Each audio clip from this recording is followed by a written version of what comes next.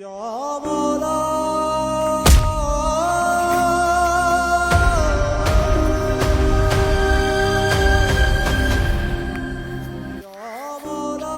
আমার ভুল হয়ে গেছে ভাই, তোমাদের যদি রাগ না মিটে তো তাড়াতাড়ি করে আরেকটা গালে আরেকটা চোর মেরে দাও। ধুর বেটা, ধাক্কা মেরে ফেলে আবার মজাক করিস? ওই বেটা, এত তারা কিসের তোর রে?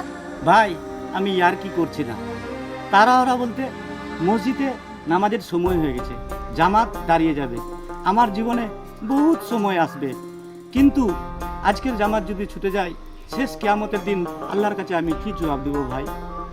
আমার তাড়াহুড়ার কারণে তোমরা ধাক্কা খেয়ে ব্যথা পেয়েছো, তোমরা যদি আমাকে মাফ না করো তা আমার নামাজ কবুল হবে না ভাই, তার জন্য আমি তাড়াহুড়া করে যাও ভাই, মাফ করেছি, তুমি আগে গিয়ে নামাজটা পড়ে আসো। ধন্যবাদ ভাই।